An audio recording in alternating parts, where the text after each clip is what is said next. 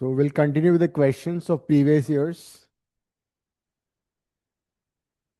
of electrostatics.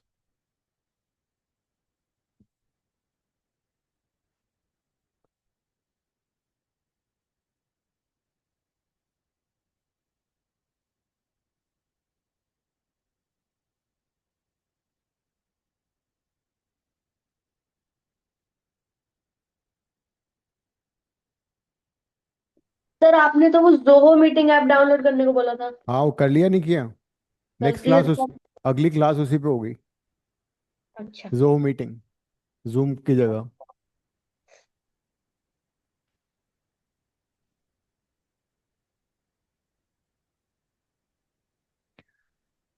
Last time हमने कहाँ तक कर लिए थे पेपर्स?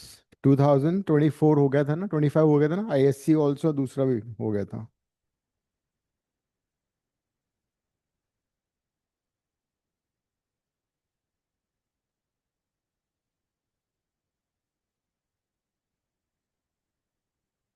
नहीं, मेरे ख्याल सीबीएसई 2025 नहीं किया था ना अभी। कर लिया था? कर लिया था दो। अच्छा ठीक है, थर्ड पार्ट कर लो। Electric field is established between the plates on air filled parallel plate capacitor with charges q and minus q. V is the volume of the space enclosed between the plates. The energy stored in the capacitor is. This is 2025 CBSE. Last year, student found this paper will be quite tough. Energy stored in a capacitor is half q into V. V is the potential difference, q is the charge. तो Q को तुम sigma by epsilon से convert कर सकते हो. V is potential difference which is electric field into distance.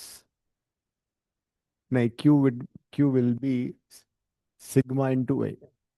तो half sigma A.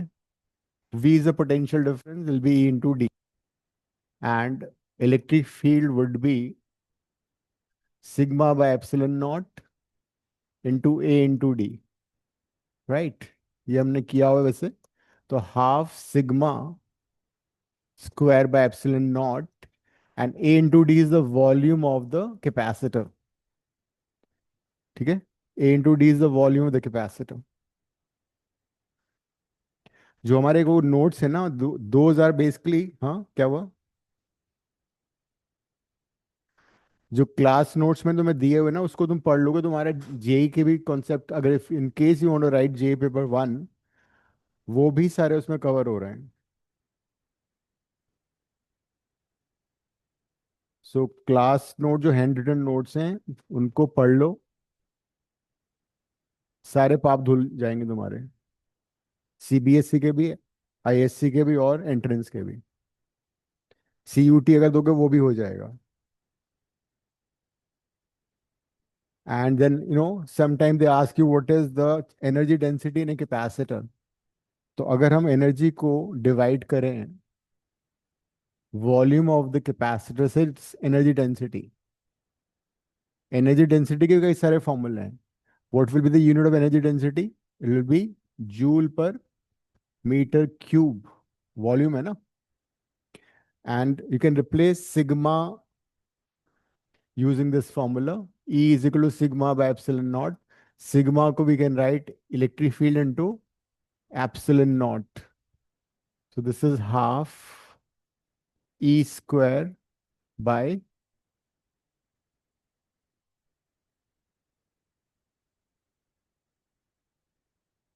कितना हो गया ये? ऊपर आएगा ना epsilon not. Half epsilon not E square. This is in terms of electric field and epsilon naught. And if you want, you can replace, you can write the answer in terms of E and sigma also. E और sigma के form में भी answer लिख सकते हो. तो there are three formulas too. They can be interchanged. ये energy density है सिग्मा एप्सिलॉन के टर्म में, ये इलेक्ट्रिक फील्ड एप्सिलॉन के टर्म में. यू कैन ऑल्सो राइट ई और सिग्मा के टर्म में.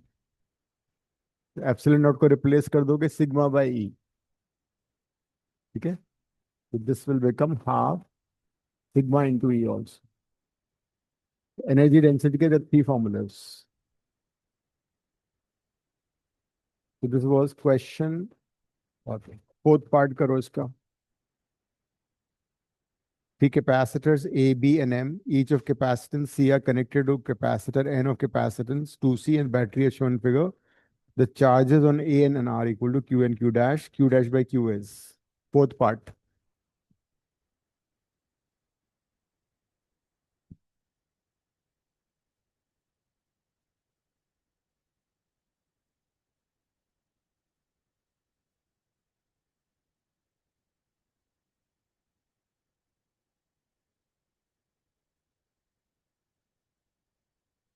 जिन लोगों ने टेस्ट नहीं दिया फ्राइडे को टेस्ट दे देना, बिकॉज अगले Wednesday I keep test on dual nature 1 hour।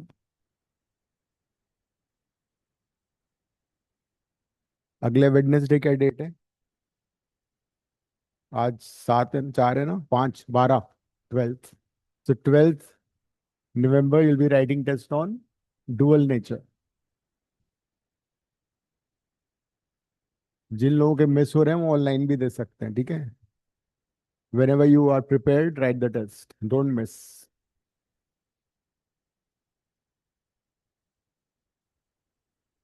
उसके नेक्स्ट एटम का कर लेंगे, उसके नेक्स्ट सेमीकंडक्टर का।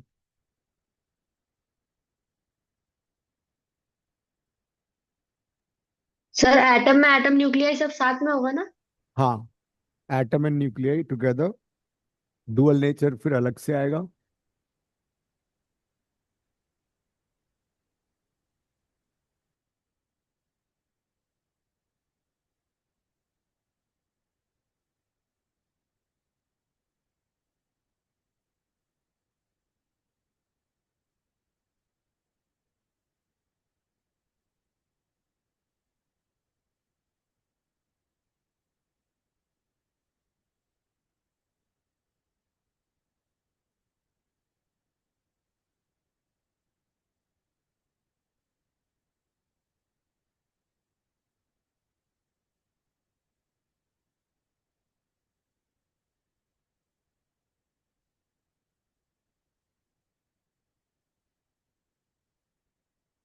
करो, खुद से करो।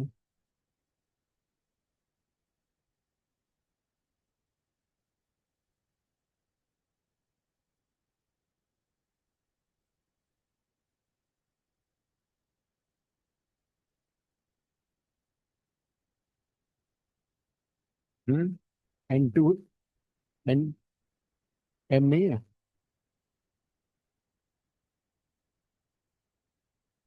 M is C, N is 2C। Okay,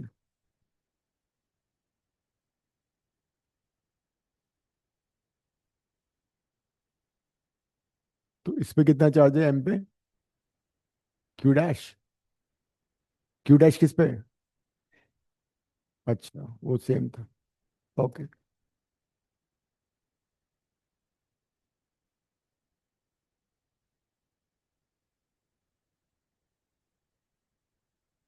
Identify series and parallel, you will answer this।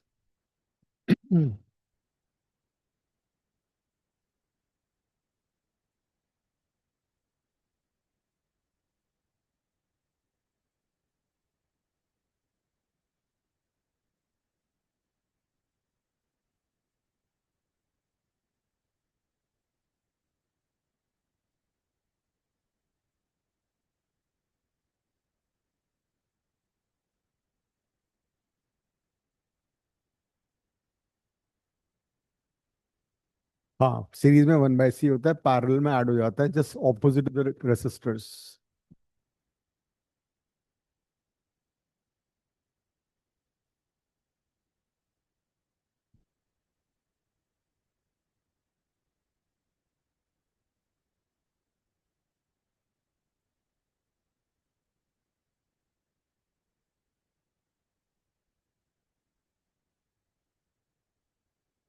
हो गया।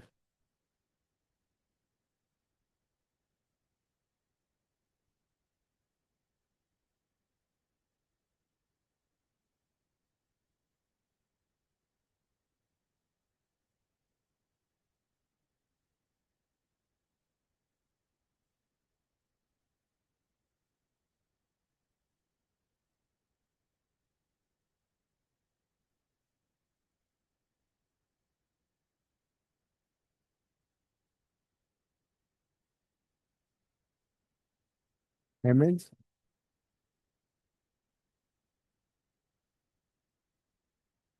MSC ना.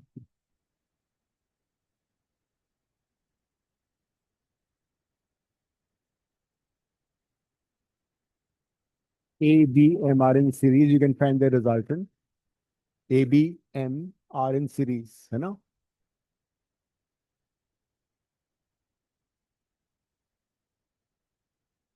A, B, M are in series. तो कितना हो गया C/3. So the resultant is C/3 and this is N, which is 2C. Now they are in parallel to connected to battery. Parallel में voltage same होता है. Voltage same in parallel, so charge here will be कितना दे रखा है Q. So Q would be V into C/3. तो इसके across भी है पर इसमें कितना चार्ज होगा Q dash and Q dash would be 2C into V. So now you can find the ratio of Q by Q dash. Fix आ रहा है ऑप्शन में है.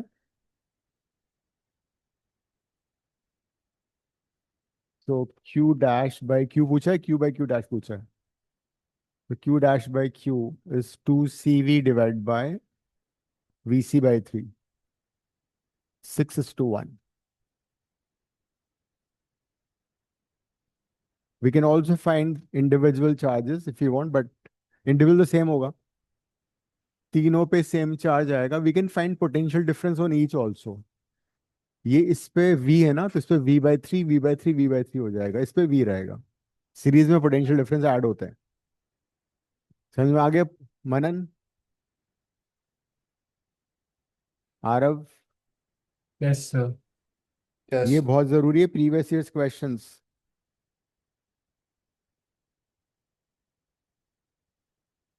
ऐसा ही पेपर आएगा. सेकंड पार्ट करो इसका अब, और वाला. A slab of area thickness D/2 dielectric constant K is inserted in a parallel plate capacitor of plate area A, separation small d. ये तो तुम्हें डायरेक्टली पता ही है.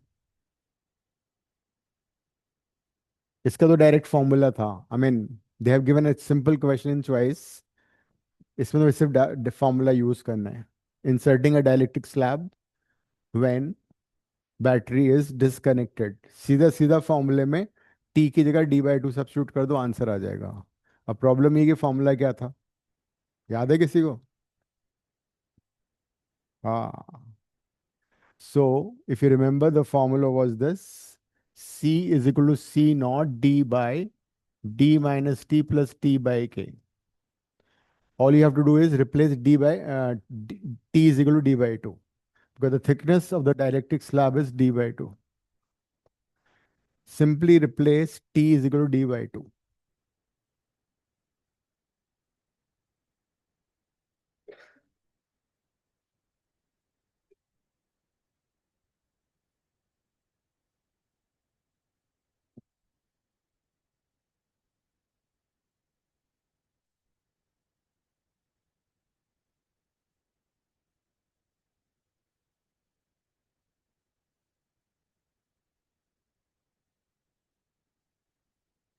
So let's replace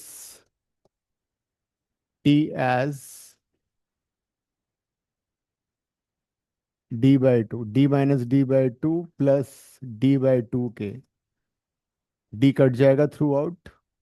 C naught by 1 minus 1/2 हो जाएगा 1/2 plus 1/2K.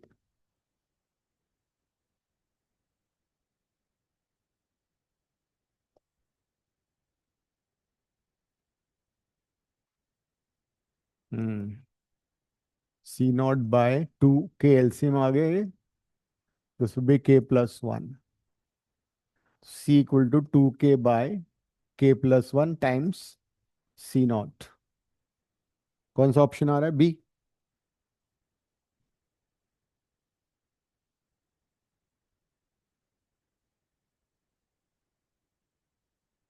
Next question करो.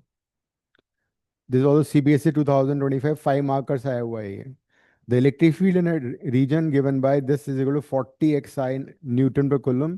Find the amount of work done in taking a unit positive charge from 0,3 meter to 0.5, 0 meter. कर लो.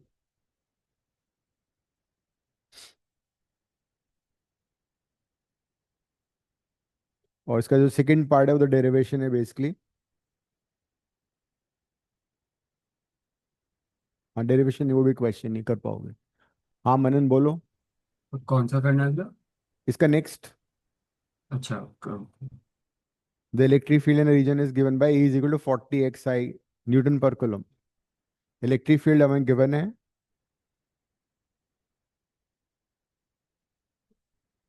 x into a. So electric field is 40 x I cap. I cap का मतलब हो गया electric field is in x axis. x multiplied इसका मतलब ये हुआ कि इलेक्ट्रिक फील्ड इंक्रीज कर रहा है स्ट्रेंथ में. इलेक्ट्रिक फील्ड डायरेक्शन में तो कांस्टेंट है but it is increasing in strength with distance. So electric field की स्ट्रेंथ बढ़ती जा रही है. क्या करोगे सोचो. हम्म. देखो करो.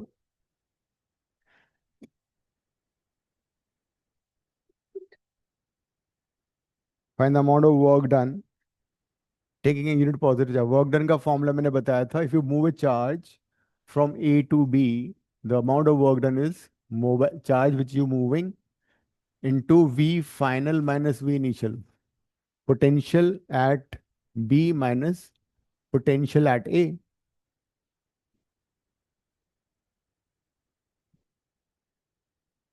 Electric field along X axis increase कर रहा है स्ट्रेंथ में. पहले पॉइंट्स को लोकेट कर लो. अगर मैं सपोज कोऑर्डिनेट सिस्टम ओरिजिन यहाँ बना देता हूँ. ये एक्स डायरेक्शन है. सो पहला पॉइंट कहाँ पर है? 0,3 metre.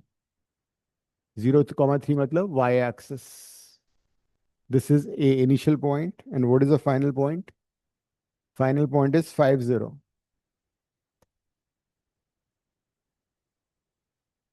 So you have to find potential at A and you have to find potential at B. Potential difference तुम निकालो बी और ए में, आंसर आ जाएगा.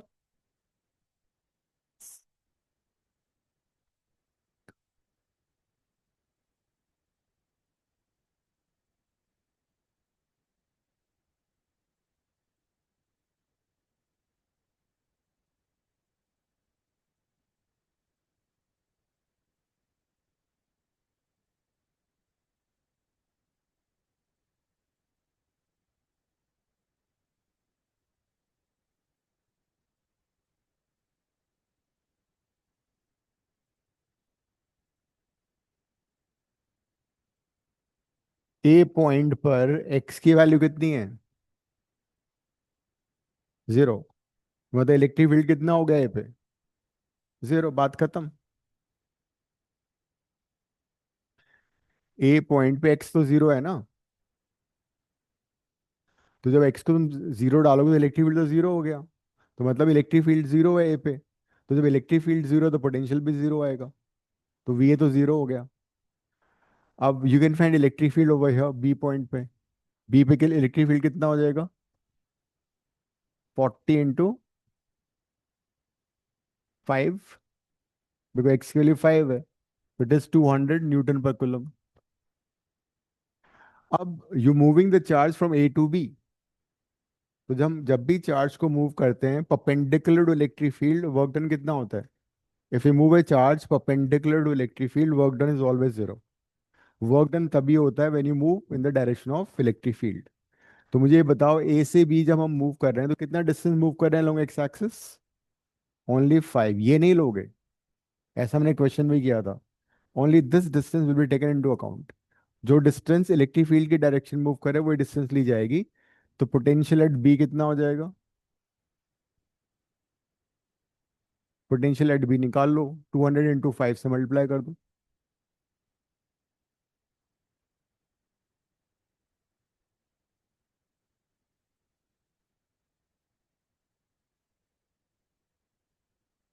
एंड देन चार्ज 1 दे रखा है तुम्हें. चार्ज की वैल्यू दे रखी है.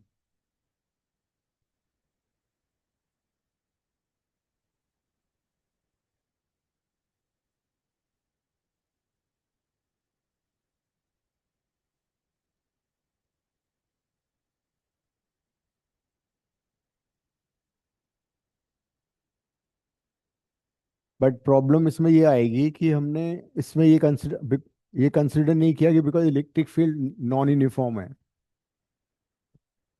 तो इफ आई डू इंटीग्रेशन, अगर से इसी क्वेश्चन को मैं इंटीग्रेशन से करता हूँ तो फिर क्या आंसर आएगा? हम्म। हाँ, 0 to 5। और इलेक्ट्रिक फील्ड कितना है? 40 x dx। Will get the same answer.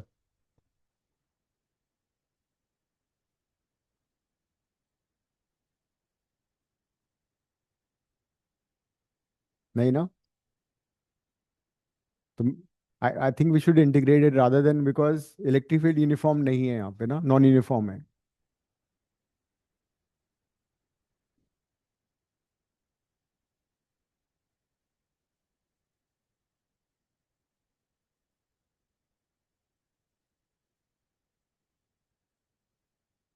Work done in moving a charge in uniform, non-uniform electric field is this: A to B minus sign E into Q into dx। ये F हो जाता है ना, F dx होता है वैसे तो। F is E into Q। Q हमें दे रहेगा, Q तो बाहर आ जाएगा। We should use integration because ये हम कर सकते थे only when electric field was uniform। अगर मान लो ये 40 I कैप होता तब ये यूज होना चाहिए था। Q कितना दे रखा है? 1। 1 हो गया। 0 to 5। 40 भी बाहर आ जाएगा। X D X, so -40 x²/2, 0 to 5। ये तुम्हारा आंसर है। This was the reason people found it tough. तो इस कुछ क्वेश्चन ऐसे थे जिसमें कि तुम्हें एक्स्ट्रा मार्क्स मिलते हैं बच्चों को। तो this was one of those questions. हम्म।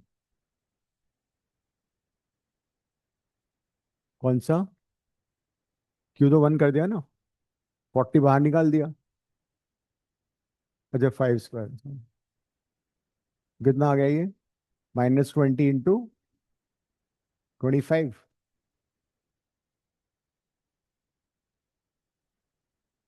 हाँ।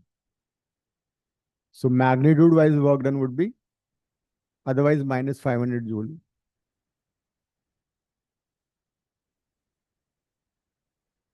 Now नेगेटिव साइन क्यों आ रहा है? नहीं, दूसरी बात है कि in the direction of electric field potential decreases. लिख लेना ये, in the direction of electric field potential decreases. इसका मतलब बी पे electric potential compare to A कम होगा।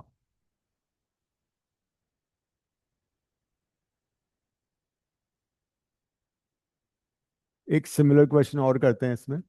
अगर मान लो इलेक्ट्रिक फील्ड यूनिफॉर्म होता 40 I cap Newton per coulomb, ठीक है, and question is like this. हालांकि मैं करा चुका हूँ question. Electric field is this way, so this is A, this is B, and this is C। Diagram बनाओ। This is 90 degree. ये 5 है और ये 4 है। Question is find potential difference between C and A, potential difference between C and B, and potential difference between C and B and C। Answer this।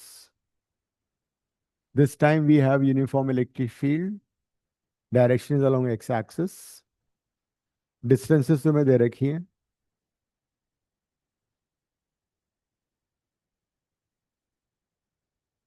Find potential difference between C and A, VC minus VA, VC minus VB, and VB minus VC। For uniform electric field, the relation is E is equal to V by D और V by L। Uniform electric field में ये formula लगेगा।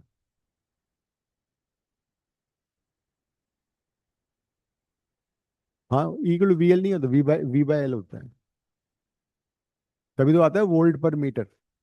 Electric field unit volt per metre इसलिए होती है। और अगर non uniform electric field होता है तो उसमें ये हो जाता है फिर E is equal to del V by del X I cap plus del V by del Y J cap plus del V by del Z K cap. Del का मतलब होता है पार्शियल डिफरेंशिएशन। पार्शियल डिफरेंशिएशन का मतलब होता है, मान low potential तुम्हें दे रखा है 3x² वाई क्यूब जेड।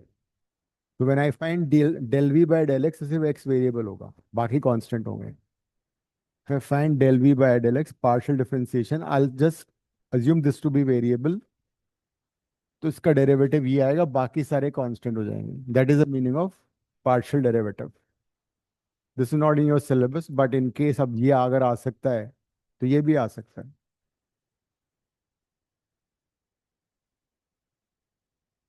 हाँ, नहीं नहीं, इस क्वेश्चन में तुमने ये लिया है। इस बार ये इलेक्ट्रिक फील्ड कांस्टेंट है 40 आई कैप न्यूटन पर कूलम। मैं तो एक एग्जांपल दे रहा था कि अगर वेरिएबल इलेक्ट्रिक फील्ड होगा तो you can use this formula, the relation between electric field and potential.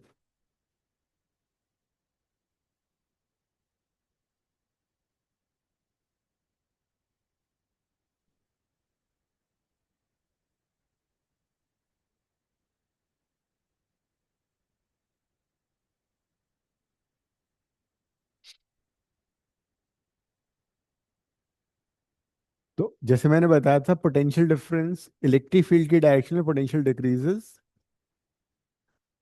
और इलेक्ट्रिक फील्ड, जब तुम ये वाला फॉर्मूला यूज करते हो, V is equal to into D, D has to B the distance in the direction of electric field.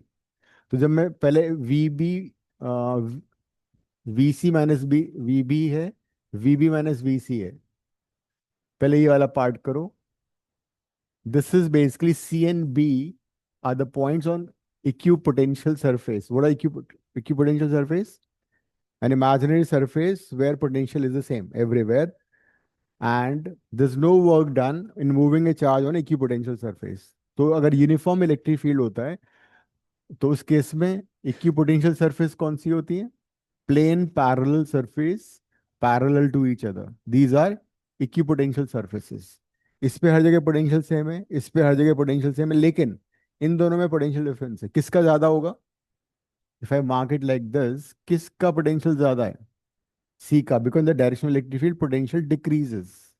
ये ऐसे क्वेश्चन भी आ सकते हैं इन द डायरेक्शन ऑफ, तो V C is more than V at B, more than V at A. तो ये इक्वी पोटेंशियल सरफेस है, तो V C minus V B कितना हो जाएगा? 0। तो V B equal to we सी आ गया। ये मेरे को, मेरे ख्याल से वी ए लेना चाहिए था मुझे। ये है V A minus V B. अब V A minus V B कैसे फाइंड करोगे? ये राइट ट्राइंगल है, ये 5 है, ये 4 है, कितना हो जाएगा? ये 3 हो जाएगा। तो V A minus V B would be positive और negative? Positive, because V A बड़ा है, तो ये आएगा पॉजिटिव। इलेक्ट्रिक फील्ड कितना कितना है? 40। डिस्टेंस कितना है? 3। 120 हो जाएगा, 120 वोल्ट। सिंस सी और V C and V B are equal, तो ये वाला आंसर कितना होगा? This would be V B, because C and B are the same, V B minus V A minus 120। देख लो उसको ढंग से, कोई डाउट है तो पूछो। क्लास के पहले उन क्लास नोट्स को रिवाइज करो, ताकि you can ask your doubts also.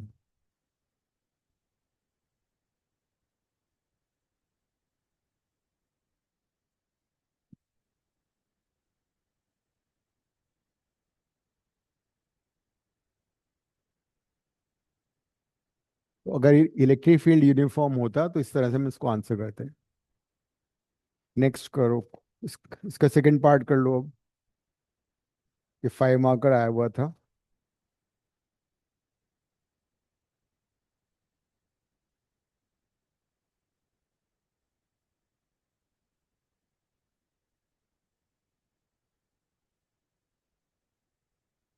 इसकी चॉइस वाला क्वेश्चन, तो डेरिवेशन है, वो इजी है फिर भी।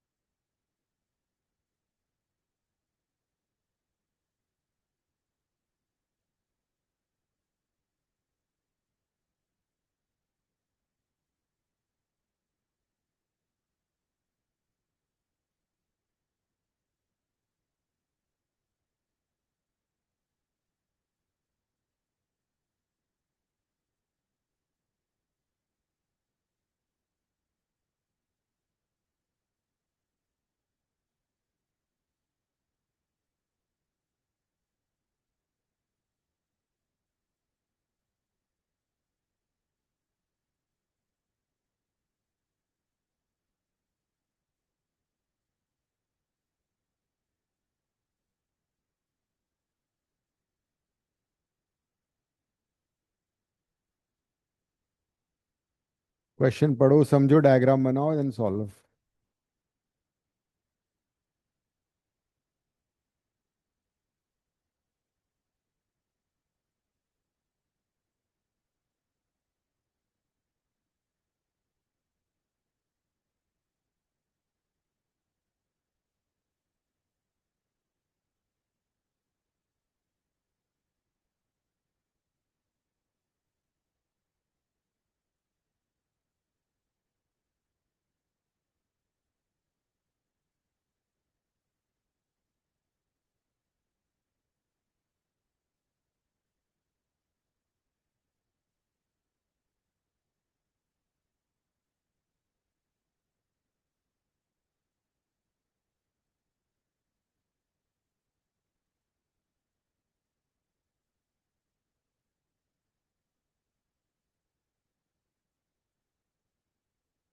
देखो, अगर तुम इनर स्फीयर को क्यू चार्ज दोगे तो क्या होगा? यहाँ पे माइनस क्यू आ जाएगा और यहाँ पे क्यू आ जाएगा। ठीक है। तो इंड्यूस होके बाहर चला जाता है charge, because charge always reside in outer surface. तो charge density of inner sphere कितनी होगी? Q by 4 pi r square. And ये चार्ज डेंसिटी बाहर वाले की भी इक्वल है। तो ये कब पॉसिबल होगा? जब यहाँ पे कुछ और भी चार्ज होगा, because Q by 4 pi r square होगा, वो तो उसके इक्वल हो नहीं सकता। That means this must be some other charge placed on this, and that has to be positive और नेगेटिव। वैसे तो नेगेटिव होना चाहिए, बिकॉज, हाँ, पॉजिटिव होना चाहिए, बिकॉज जब इस पे चार्ज ज्यादा होगा, इसकी रेडियस भी ज्यादा है, तभी तो जाके इस डेंसिटी से बराबर होगा। सपोज पे क्यू चार्ज एक्स्ट्रा और भी रखा हुआ है, तो उसकी डेंसिटी कितनी होगी? Q plus Q by 4 pi r square. ये बात यहाँ तक समझ में आ रही है? हाँ, कैपिटल R स्क्वायर। हमने इनर स्फीयर को क्यू चार्ज दिया, चार्ज डेंसिटी इतनी हो गई। तो इस क्यू, ये पॉजिटिव क्यू तो या नेगेटिव क्यू इंड्यूस होगा, कंडक्टर है ना, तो उतना ही पॉजिटिव क्यू बाहर आ जाएगा। तो अब इसकी चार्ज डेंसिटी इतनी है, इसकी चार्ज डेंसिटी, इसका रेडियस बड़ा है, तो इस पर कुछ एक्स्ट्रा चार्ज होना चाहिए, तभी तो चार्ज डेंसिटी इक्वल होगी। डिनोमिनेटर बड़ा है ना, तो न्यूमरेटर बड़ा होना चाहिए, तो इस पर एक्स्ट्रा क्यू ले लिया। तो ये आ गया। तो इसको सॉल्व कर लेते हैं। 4 पाई से 4 पाई कट जाएगा। QR square is equal to QR square plus capital QR square. ये रिलेशन हमारा मिल चुका है। हमें ये भी पता लग चुका कि चार्जेस क्या है हमारे पास। अब उसने क्या पूछा है? First part, electric field. तो इलेक्ट्रिक फील्ड इनसाइड कंडक्टर कितना होता है हमेशा? तो इलेक्ट्रिक फील्ड जीरो होगा। इलेक्ट्रिक फील्ड तो जीरो होना चाहिए।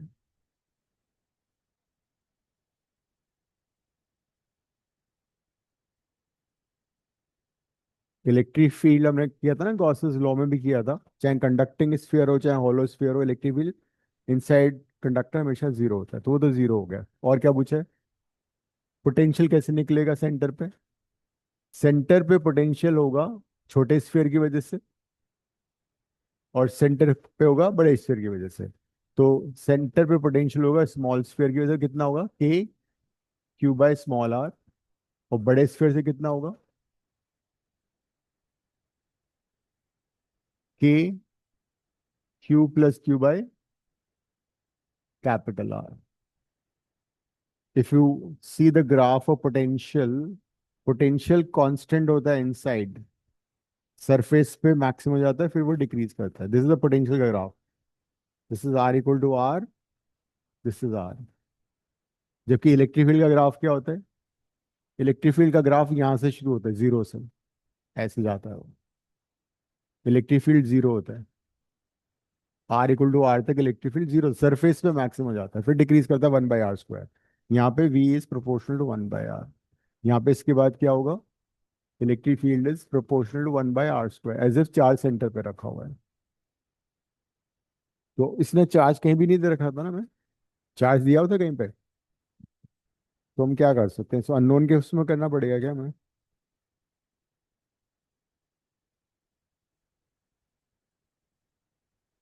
हम्म।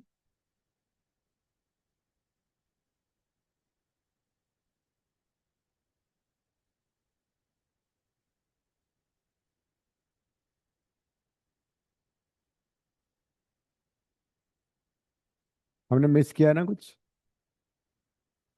ये लो चार्ज तो मिस ही कर दिया हमने, माइनस क्यू वाला।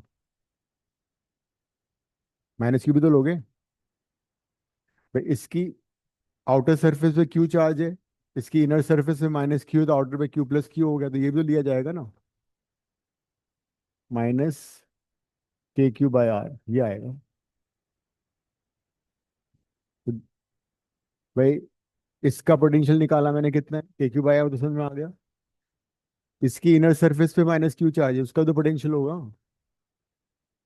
हाँ, आउटर सरफेस में था चार्ज, नेट इतना हो गया पोटेंशियल, तो ये तो कट ही गया। कितना आ रहा है के, कुछ कॉमन तो आ नहीं रहा है इसमें, तो के Q by R plus K Q by capital are, ये है इसका पोटेंशियल। बट चार डेंसिटीज का फायदा क्या हुआ फिर, मुझे बताना एक बार।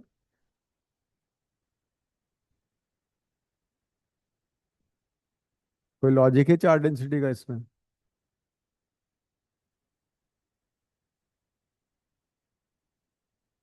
अगर मैं सिग्मा, लेकिन चार्ज डेंसिटी दे रखी है उसमें, नहीं दे रखी ना। If I assume charge density sigma मान लेता हूँ, तो थोड़ा सा मैं थोड़ा सा चेंज कर सकता हूँ कि like I can write Q sigma into pi r square by r, this I can write के सिग्मा इंटू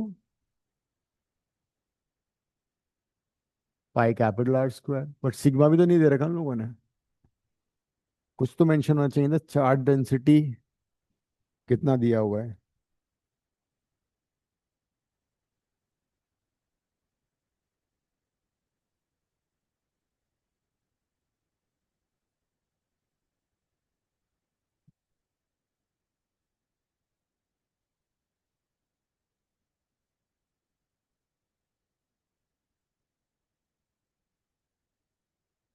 हमने गलत इसको कॉम्प्रिहेंड किया क्वेश्चन को, हमने कुछ और ही कर लिया। It says the charge capital Q is distributed over the two concentric hollow spheres,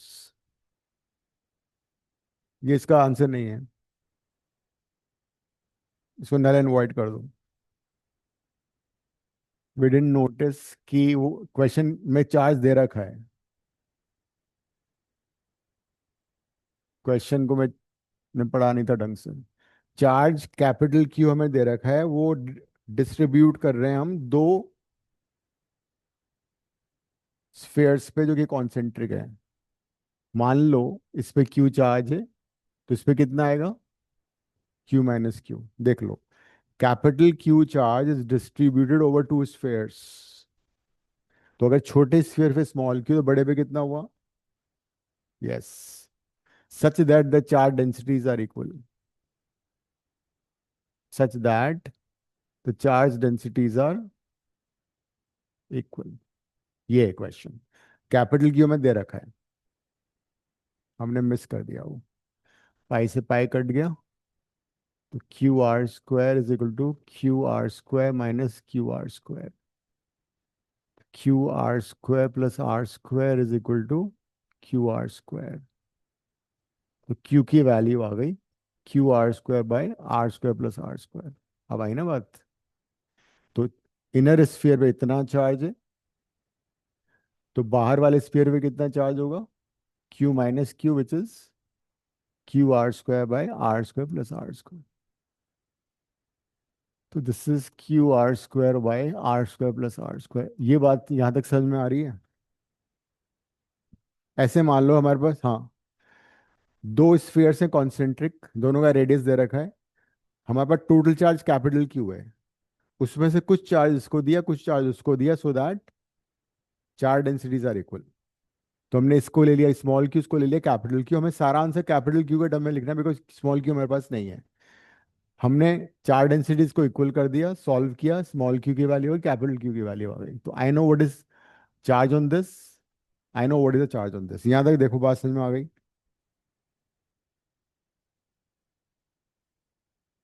electric field zero आएगा, electric field has to be zero, electric field का तो कोई कंटेस्ट ही नहीं है, it has to be zero.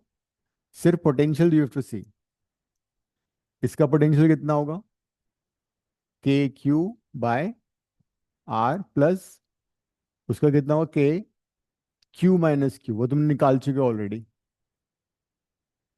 Bye capital are. अगर मैं charge को इंड्यूस भी करूंगा ना, जिसका क्यू का माइनस क्यू यहाँ पे प्लस क्यू, तो इंड्यूस जो मैं चार्ज करूंगा उसका कंट्रीब्यूशन वी पे जीरो होगा। वाई? बिकॉज माइनस क्यू और प्लस क्यू कैंसिल कर देंगे, तो वो मैं नहीं कर रहा हूँ इस बार। जो चार्ज इंड्यूस हो रहा है उसका कंट्रीब्यूशन पोटेंशियल में जीरो है, तो उसको देयर इज नो नीड।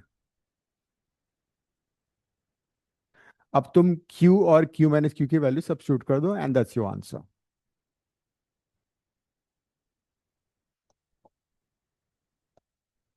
तो स्मॉल q कितना है? Q are square by are square plus are square, के capital R, Q minus Q की वैल्यू हमने निकाली हुई है already, Q capital R square by are square plus are square. ये इसमें एक आर कट जाएगा, इसमें एक कैपिटल आर कट जाएगा, K common, R square plus are square बाहर, दिस इज क्यू छोटा आर, अच्छा क्यू भी बाहर आ रहा था, R plus R, this is your answer for potential. अच्छा क्वेश्चन था ये।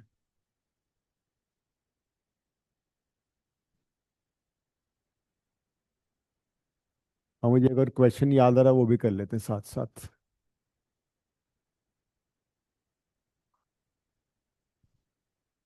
इसमें कोई डाउट है तो पूछ लो, आरव, भव्या, मनन। नहीं sir. Total charge capital Q था, उसको हमने दो स्फीयर्स में डिस्ट्रीब्यूट किया सो दैट उनके चार डेंसिटीज इक्वल हो गई। तुमने दोनों पे चार्ज निकाल लिया, कैपिटल क्यू के टर्म में, रेडियस के टर्म में, बिकॉज आर दे रखा है, स्मॉल आर दे रखा है, क्यू दे रखा है। फिर दोनों का पोटेंशियल निकाल के ऐड किया और क्यू माइनस क्यू सब्स्टिट्यूट कर दिया। तुम डायमेंशनली भी चेक कर सकते हो, के क्यू बाय आर होता है डायमेंशन पोटेंशियल का, सही है।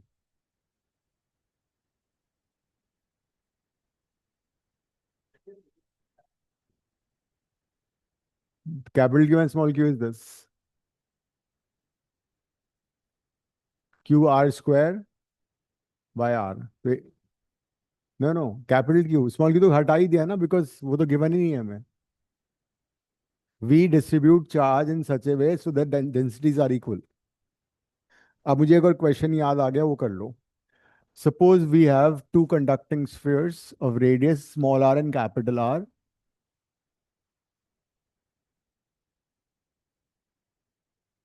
सर ये बुकलेट से है या अलग से लेगा? क्या? ये बुकलेट से है या आप अलग नहीं से नहीं, लेगा वैसे ही दे क्वेश्चन? रहा हूं मैं। Okay okay. And suppose the total charge given to them is capital Q.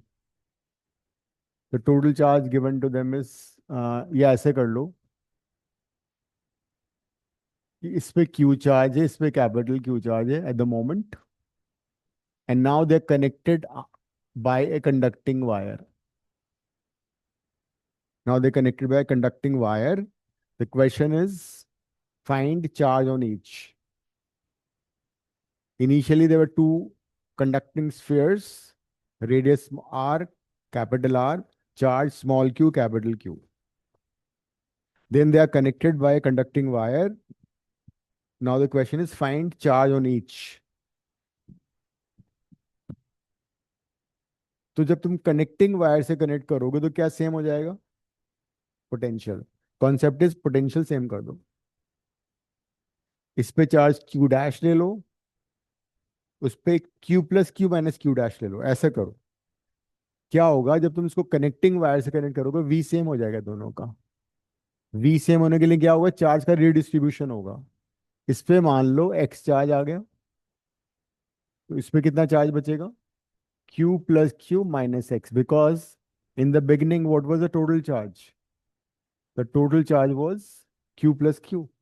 तो चार्ज कभी लॉस तो होगा नहीं, so the total charge has to be still the same. अब तुम क्या करोगे? Since they are connected by connecting wire, दोनों का पोटेंशियल इक्वल कर दो, एक्स आ जाएगा। एक बार वापस बता सकते समझ में? क्या? सर एक बार वापस समझा सकते हैं? देखो इनिशियली एक पे चार्ज क्यू था, दूसरे पे कैपिटल क्यू था, तो total charge was Q plus Q. अब तुमने यस सर। उनको कनेक्टिंग वायर से कनेक्ट कर दिया, तो चार्जेस रिडिस्ट्रीब्यूट होंगे ताकि पोटेंशियल सेम हो जाए। इस पे एक्स चार्ज आ गया, इस पे Q plus Q minus X आ गया। हाँ अब ठीक है। Since they are connected by connecting wire, you basically equate their potentials and find X. Okay. तो कनेक्टिंग वायर से कनेक्ट होने के बाद चार्ज इस तरह रिडिस्ट्रीब्यूट होंगे ताकि पोटेंशियल सेम हो जाए। इसीलिए ऐसा होता है कि अगर दोनों कंडक्टिंग स्फीयर की रेडियस बराबर होती ना, तो चार्ज इक्वली डिवाइड हो जाते हैं। एक पे आता Q plus Q by to, दूसरे पे आता Q plus Q by to. अगर रेडियस बराबर होती तो, रेडियस आर नॉट इक्वल तो चार्ज अलग अलग आएंगे। दोनों के पोटेंशियल इक्वेट कर दो। इसका कितना पोटेंशियल है वी, इसका पोटेंशियल होगा के एक्स बाई आर। इसका कितना होगा K Q plus Q minus X by capital R. K से के काट दो, एक्स निकाल लो, एक्स की वैल्यू क्यू और आर आर के टर्म में आ जाएगी।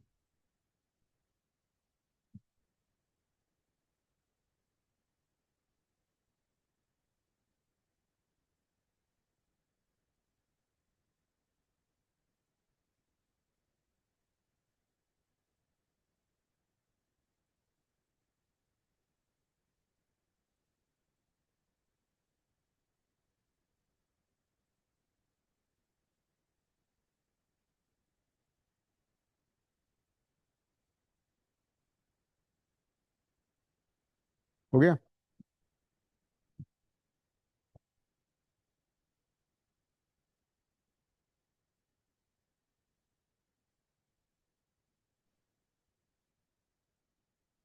सो this is R X is equal to Q plus Q R minus R into X. X common ले लो, तो Q plus Q R by R plus R. तो छोटे स्फीयर पे इतना चार्ज डिस्ट्रीब्यूट होगा। ये आ रहा है ना। किसी किसी भी स्फेरिकल स्फीयर की कैपेसिटेंस होती है 4 pi epsilon naught R. Capacitance is directly proportional to radius. And capacitance क्या होता है, एबिलिटी टू स्टोर चार्ज। तो charge stored is directly proportional to radius of sphere, वो आ रहा है। अब दूसरा वाला निकालोगे तो क्या आंसर आएगा, Q plus Q minus X कितना आएगा। I think that will be capital Q small Q capital R by R plus R, है ना। ये आ रहा होगा। और अगर आर को आर के इक्वल कर दोगे तो दोनों में इक्वल चार्ज डिस्ट्रीब्यूट होगा, Q plus Q by two. If capital R is equal to small R, दोनों स्फीयर्स पे सेम चार्ज आएगा। ठीक है। So if you have two spheres, just bring them in contact, charge equally divide होता है, total charge. जैसे कि एक स्फीयर है, इस पे 10 माइक्रोकुलम चार्ज है।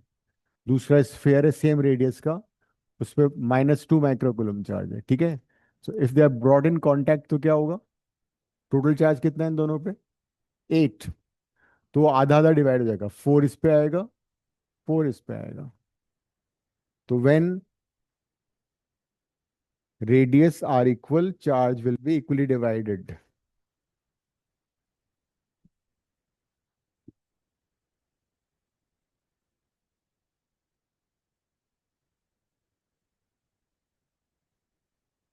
ऑल राइट, नेक्स्ट पार्ट करो इसका, अब आगे चढ़ो।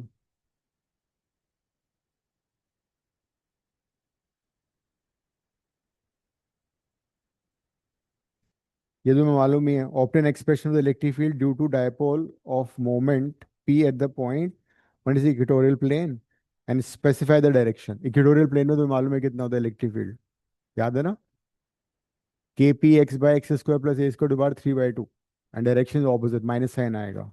डेरिवेशन कर चुका है तुम। At the centre of dipole पे कितना होगा, सेंटर ऑफ डायपोल का मतलब,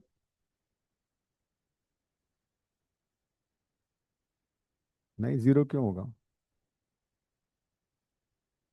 इसी क्वेश्चन का जो इसका देखो चॉइस वाला क्वेश्चन देखो, माइनस क्यू है, ये क्यू है, और इलेक्ट्रिक फील्ड उसने इक्वेटोरियल प्लेन में पूछा था। इक्वेटोरियल प्लेन पे इलेक्ट्रिक फील्ड का फॉर्मूला क्या था? K P minus sign X square plus A square to the power 3/2, ये होता है। और सेंटर पे कितना? सेंटर का मतलब एक्स को जीरो डाल दो, एक्स को इसमें जीरो डाल दो तो सेंटर पे आ जाएगा A equatorial minus K P by A cube. ठीक है, माइनस क्यों आ रहा है? Because of the direction. और दूसरा पार्ट इसने ये पूछा है, at a distance very large compare to,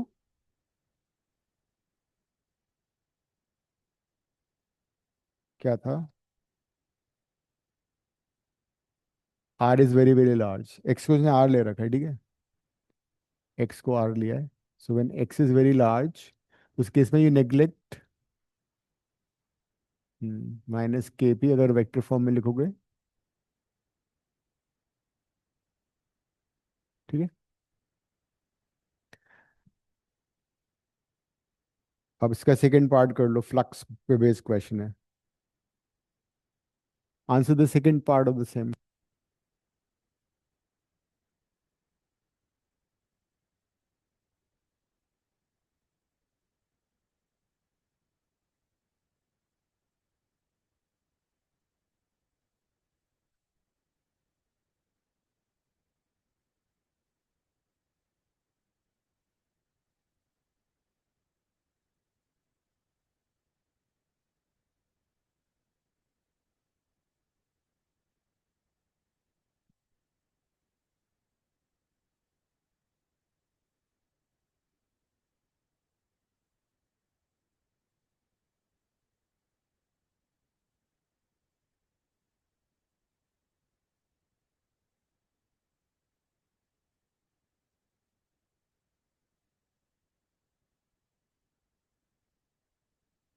is based on Gauss's law.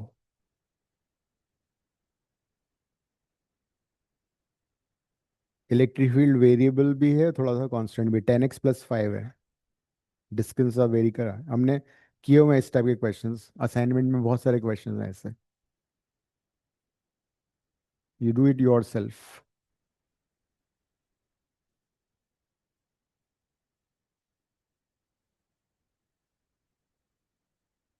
Direction opposite ना, डायपोल मूवमेंट होता है नेगेटिव से पॉजिटिव, जबकि इलेक्ट्रिक फील्ड होता है इस डायरेक्शन में। पॉजिटिव का इलेक्ट्रिक फील्ड इधर होगा, नेगेटिव का इधर होगा, as a result net field would be this, and P is negative to positive, that's why negative sign.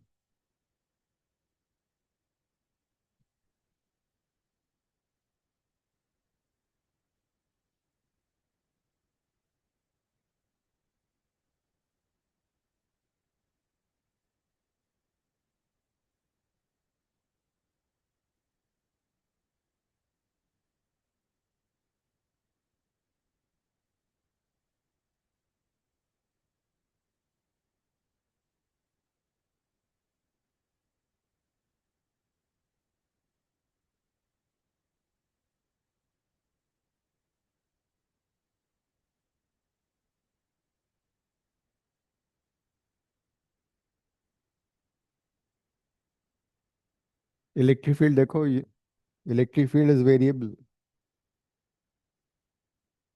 electric field is variable with distance, 10x+5 I cap.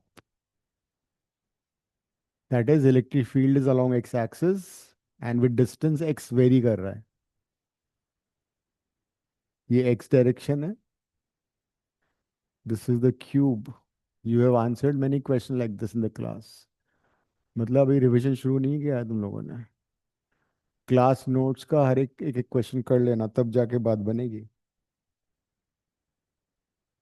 O B A A1, this is C D C1 D1, this is x-axis I cap की direction है ये। Now what is asking? Net flux to the cube. Now through this phase which I've shaded, flux enter करेगा। Entering flux you can find out. Entering flux is always taken as negative. तो flux enter कर रहा है, मैं लिख रहा हूँ phi इन। क्यों नेगेटिव होता है वो भी समझा देता हूँ। एरिया वेक्टर हमेशा सरफेस के परपेंडिकुलर होता है, तो एरिया वेक्टर ऐसा है, इलेक्ट्रिक फील्ड ऐसा है। सिंस बोथ आर ऑपोजिट, तो ई कॉस थीटा होता है इलेक्ट्रिक फ्लक्स, कॉस 180 -1 होता है। तो that is why entering flux is taken as negative. इस पॉइंट पे, इस सरफेस पे, टेल मी एक्स की वैल्यू कितनी है? एक्स की वैल्यू 0 है। तो एक्स की वैल्यू 0 डालोगे तो इलेक्ट्रिक फील्ड कितना होगा?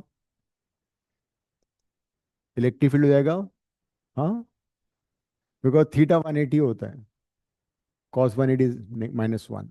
तो इलेक्ट्रिक फील्ड आ गया 5। एरिया कितना है इसका, दे रखा डायमेंशन, एल दे रखा है साइड। ओके, तो 5L² आ गया। इसको नेगेटिव ले लो, entering flux 5L², flux unit volt metre ले लो, या newton per coulomb into metre square.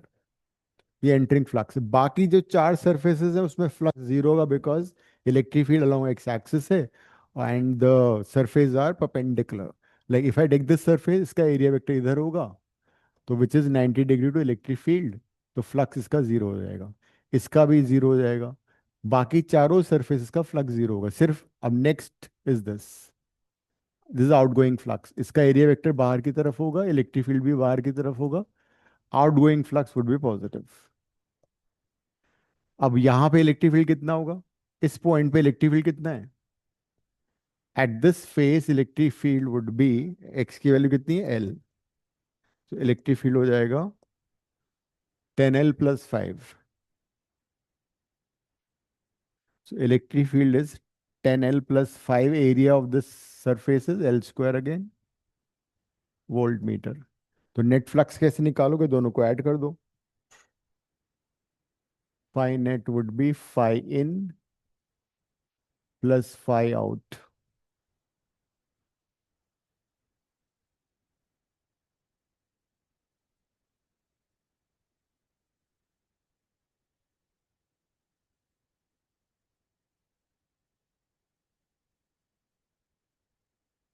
ये आ गया, देख लो। और अगर है पूछा होता what is the net charge enclosed, तो नेट फ्लक्स गॉसेस थ्योरम क्या बोलता है? Net flux is equal to Q epsilon naught. तो क्यू इनसाइड आ जाता हमारा। पूछा ये भी।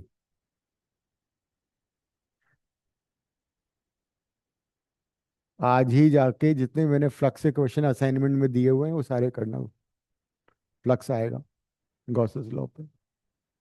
So this the net charge inside, it's positive, because outgoing flux ज्यादा था ना, मतलब net charge inside is positive. If charge enclosed is positive, net flux would be also positive. Any doubt in this question?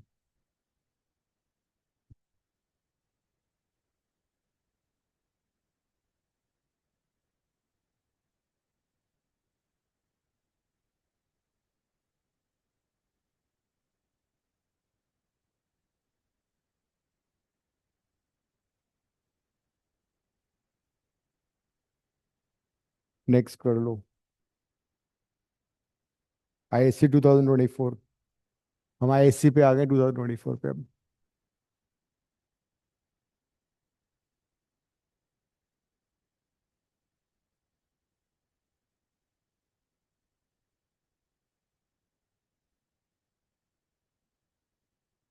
किन points पे dipole पे potential zero होता है?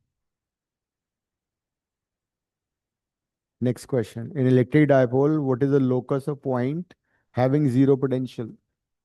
Equatorial plane, बताया था लास्ट क्लास में भी। On the equatorial plane electric potential zero होता है।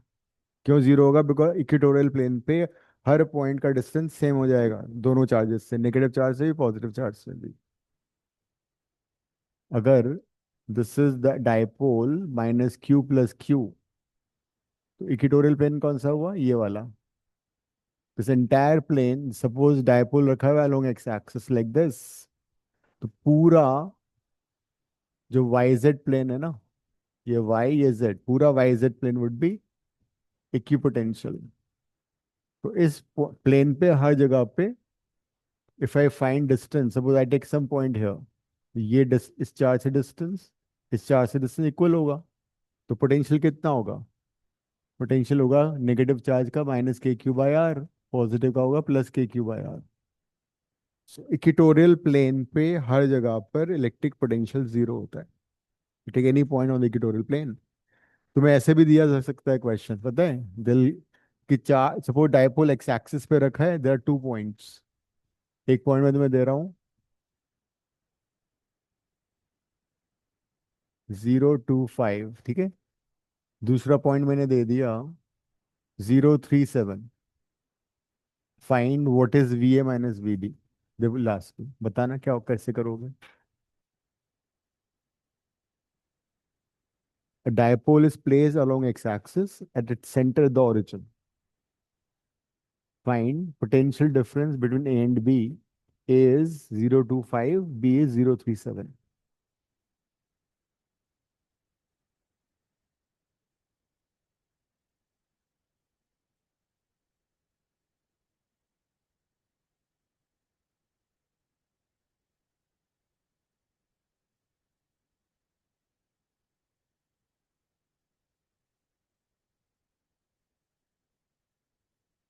जीरो टू फाइव का मतलब है वाई जेड प्लेन।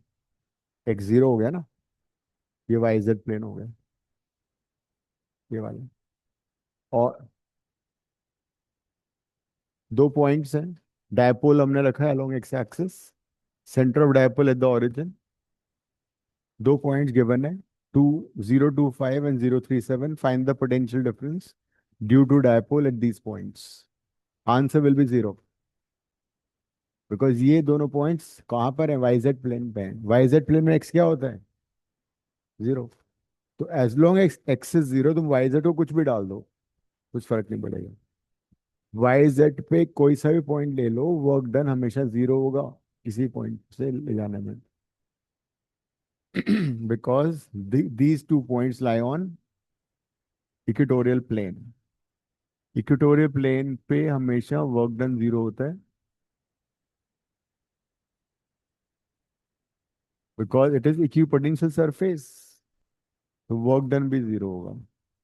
क्वेश्चन ये भी आ सकता है, find the work done. Answer would be 0। No work will be done.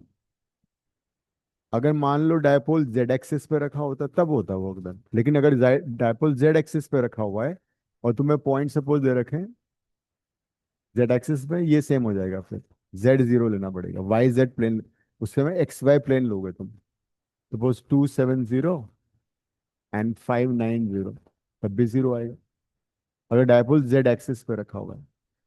तो जिस एक्सिस पे डायपोल रखा है उसके परपेंडिकुलर वाला प्लेन इक्वेटोरियल प्लेन होता है, वहां पे पोटेंशियल हमेशा सेम होता है। नेक्स्ट करो।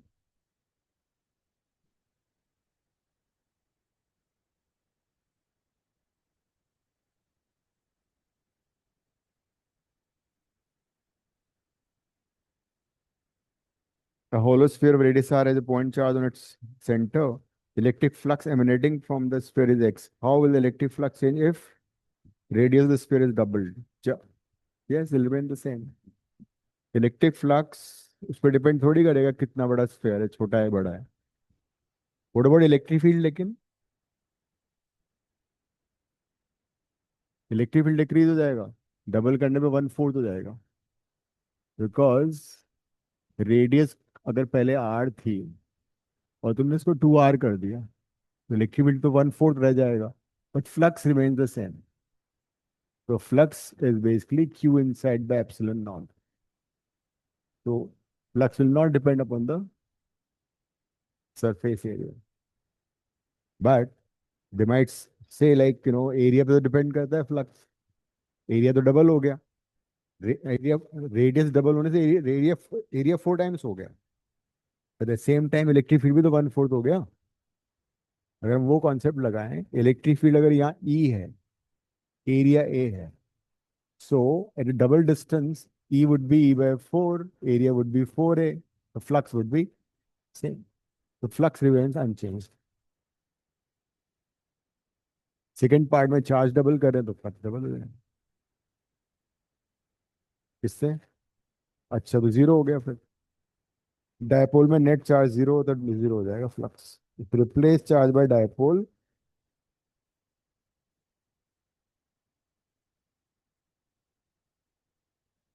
बिकॉज डायपोल का मतलब है net charge zero. Second part का फ्लक्स जीरो हो जाएगा। नेक्स्ट करो।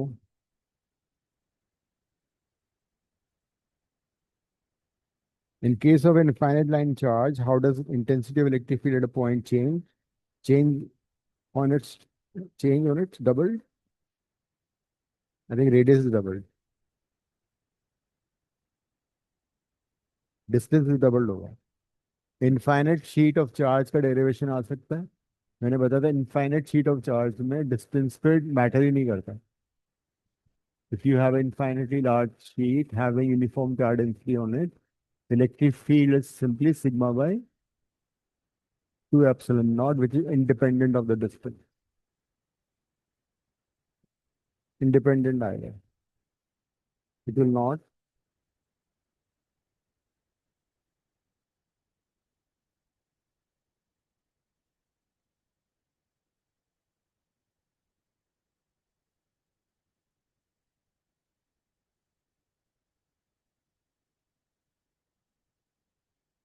ठीक है, डिस्टेंस और द पॉइंट इज हाफ, तब भी नहीं होगा। चार्ज इज डबल्ड, ये मेरे ख्याल चार्ज इज डबल्ड हो सकता है। On is doubled.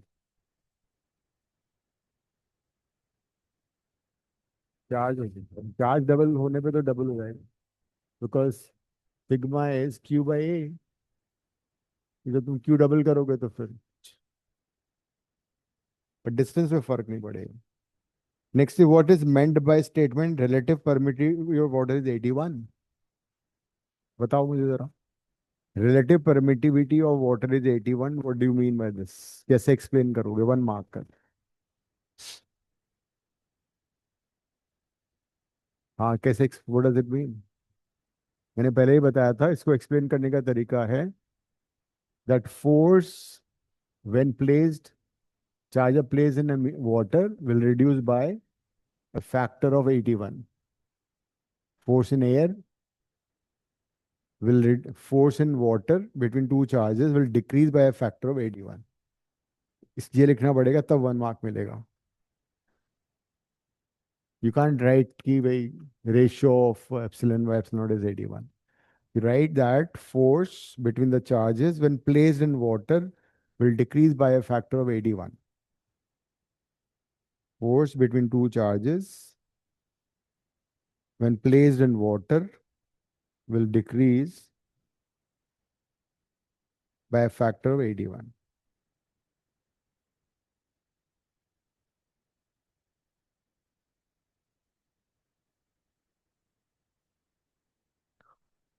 नेक्स्ट क्या है?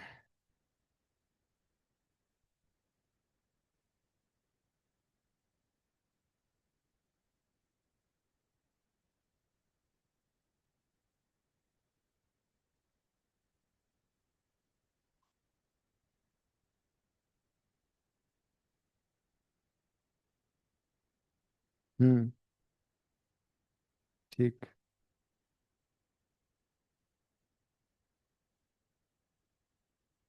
Then can a body be given a charge 2.2 10 to minus 19 coulomb? बताओ।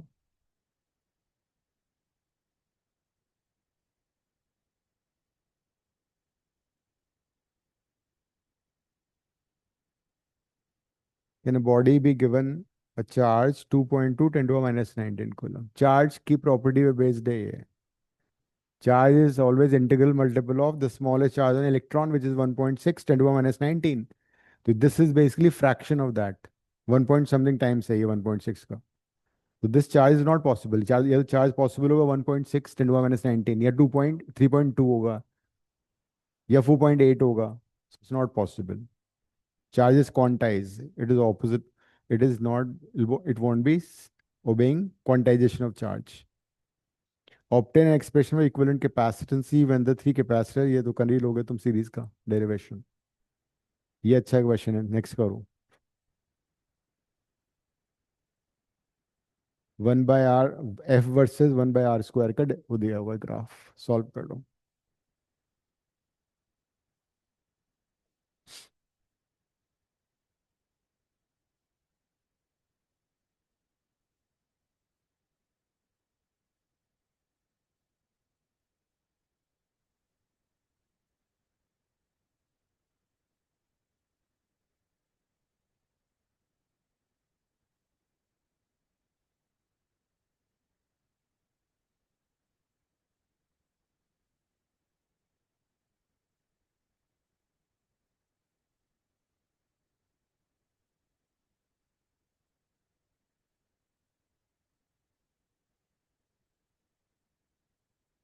तुम्हारा क्वेश्चन मैं ग्रुप में डाल देता हूँ।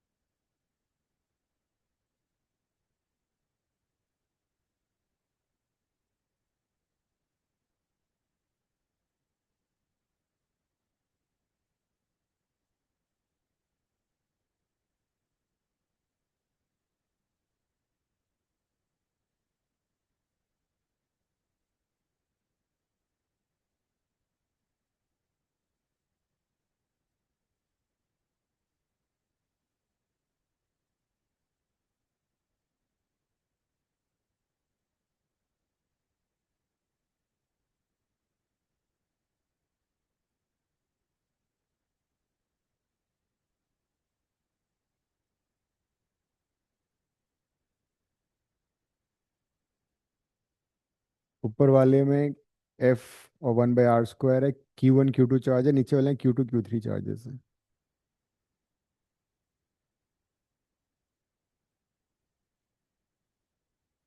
तो you can use the formula,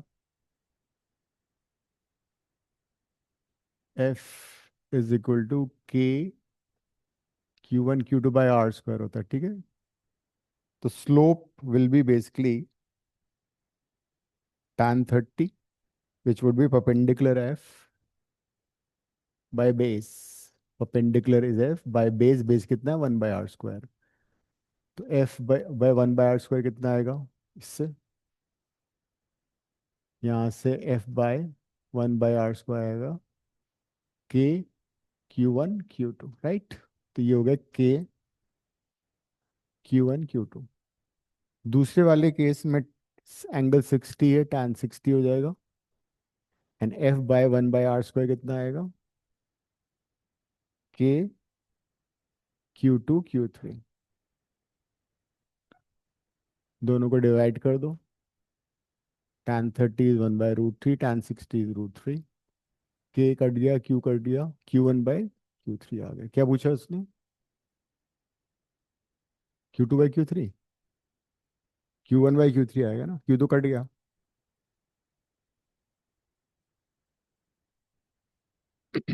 basically अगर देखा जाता है ना तो माइनस आना चाहिए था इसमें, बिकॉज ग्राफ ऊपर नीचे दे रखा है ना, एक फोर्स नेगेटिव एक फोर्स पॉजिटिव है, तो उसने नेगेटिव वाला ऑप्शन दे ही नहीं रखा हमें, ठीक है। Q1/Q3 is 1/3। अब जो मैंने क्वेश्चन भेजा है ना, वो देखो,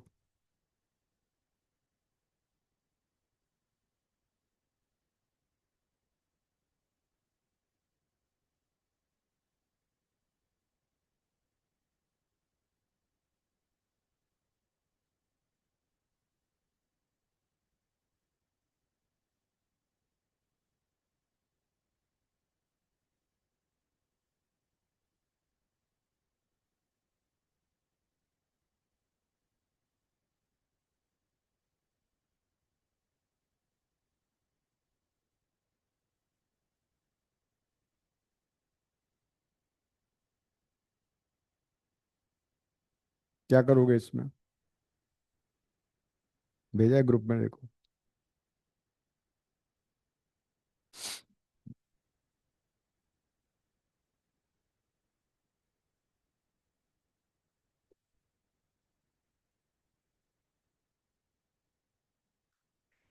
एक रॉड को बेंड किया हुआ है in the form of an arc, और चार्ज उस पर यूनिफॉर्मली डिस्ट्रीब्यूट कर दिया,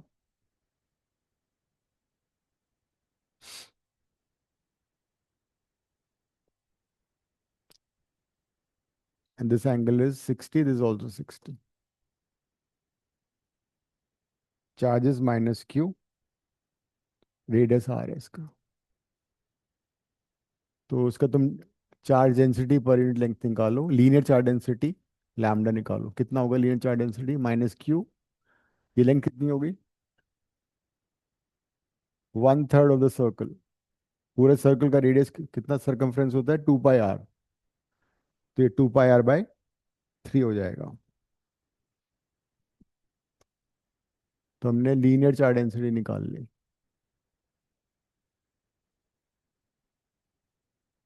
यहाँ तक बात समझ में आ गई। अब I take some small element dl over here,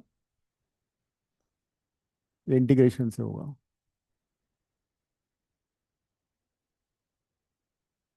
and ये एंगल थीटा है, ये स्मॉल एलिमेंट dl लिया मैंने।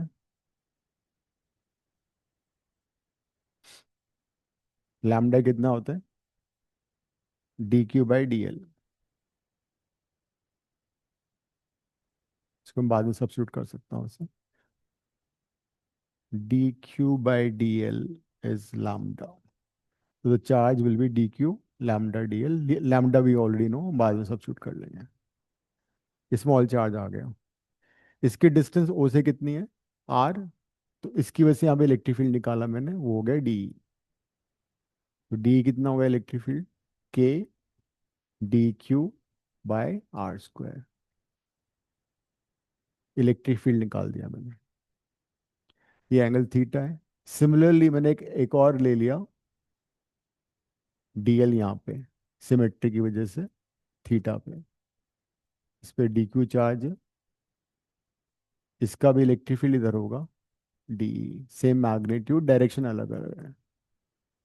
ये डायग्राम बना लो, ये थीटा है तो ये भी थीटा हो जाएगा, ये भी थीटा हो जाएगा। अब d को जब तुम रिजॉल्व करोगे तो दो कंपोनेंट होंगे, एक साइन एक कॉस। साइन कंपोनेंट कौन सा होगा, vertical. So sin component will cancel out due to symmetry, जो हमने मैग्नेटिज्म में किया था, फिर रिमेंबर, ऐसा कुछ याद आ रहा है, magnetic field due to circular fine किया था। और ये वाला हमें इंटीग्रेट करना पड़ेगा horizontal component. So net electric field कितना हो जाएगा, net electric field would be D cos theta, या तो मैं 2d कॉस थीटा ले लूँ, तो उस केस में क्या होगा, दोनों एलिमेंट का कॉन्ट्रीब्यूशन आ गया, 0 से 60 इंटीग्रेट करूंगा। अगर 2 नहीं करना है तो फिर -60 to 60 करना पड़ेगा, तो 2 ही ले लेते हैं, 0 to 60 इंटीग्रेट कर देंगे। अब वैल्यू डाल दो, डी कितना है, के dq/r² इंटू कॉस थीटा, निकालो कितना होगा,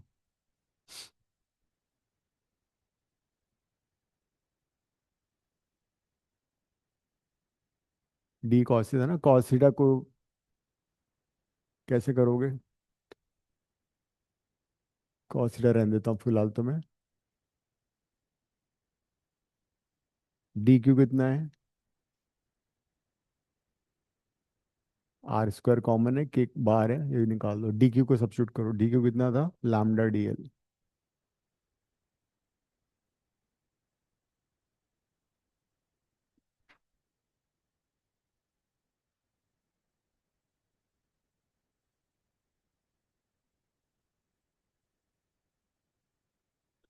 लैम्डा कांस्टेंट है, लैम्डा ही बाहर आ जाएगा।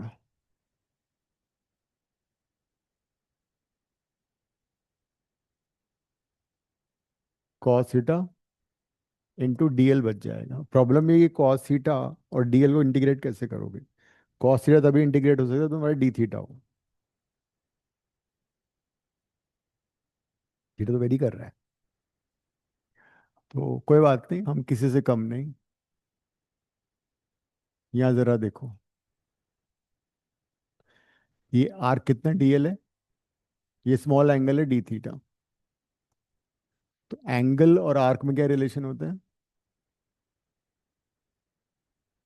तो dl को तुम r d थीटा से रिप्लेस कर दोगे।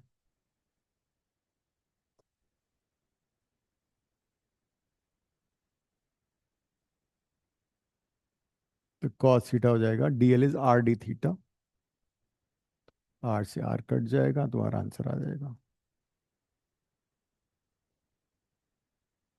बोर्ड में नहीं आएगा क्वेश्चन ये, बट एंट्रेंस में आ सकता है। कॉस थीटा का इंटीग्रेशन,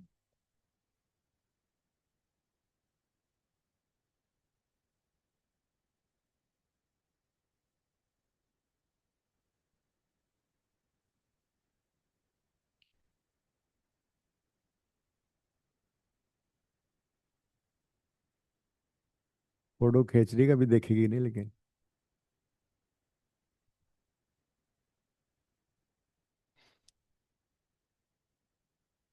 जब जे में आते थे ना सब्जेक्टिव क्वेश्चंस आईआईटी में, तब मैं ऐसे क्वेश्चन कराता था।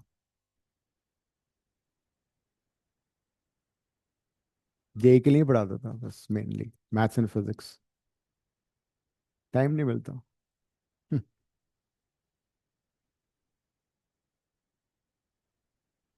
पूरी इरड़ो सॉल्व करते थे, HCR सॉल्व करते थे।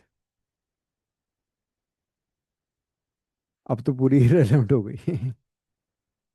अब तो क्वेश्चन बहुत इजी आते हैं। इंटीग्रेशन के तो बहुत ही रह आते हैं, अब नहीं आते। पिछले 3-4 साल के क्वेश्चन तो देखो नहीं आते। कर देना, कर दिया है। नहीं वो टाइपो एरर, उसमें नॉट, नॉट अलाउड को जहाँ नॉट था ना वो नॉट हट गया।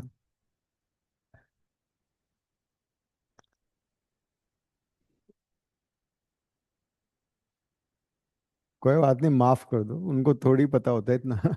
खुश कर दिया बच्चों को कुछ देर के लिए। बट कोई फायदा नहीं था बिकॉज, हाँ फायदा नहीं था।